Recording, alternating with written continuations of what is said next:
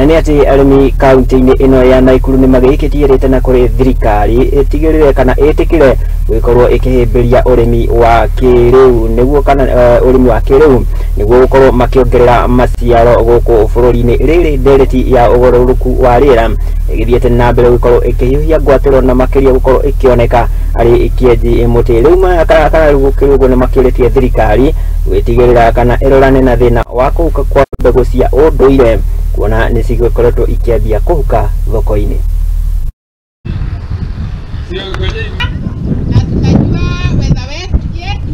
Iko sawa sawa na sisi, hawaendi kununua mbegu, wamejiju. Ni sawa. Majina ni Julia Kamau, nafanya na shirika la Seed Savers Network. Kwa hivyo leo haswa ni a very important day kwa wakulima.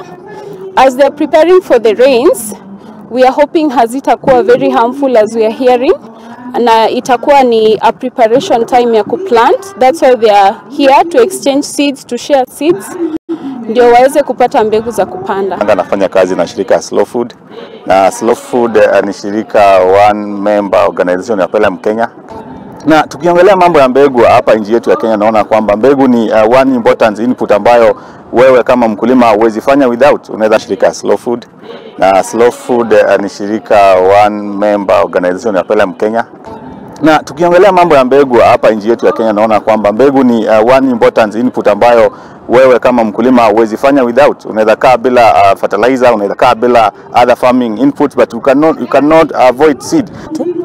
Ambacho tumejiunga na Seed Savers, tumekuwa tukitumia fertilizer synthetic, but kutoka tuungane na Seed Savers tumeanza kujitengenezea mbolea yetu ya kiasili. Wamefunzwa jinsi ya kufanya kutengeneza matunda, kwa hivyo bado tuna mbegu za matunda, na pia wamefundishwa jinsi ya kupanda hata miti. Kwa hivyo utakuta tuna miti ambazo zinakuwa kwa haraka, ambazo they are still nitrogen fixing, na hizo miti huwa tunazipanda kwa mashamba yetu, zinatusaidia, na pia zingine hizo miti zimekuwa bado ni chakula.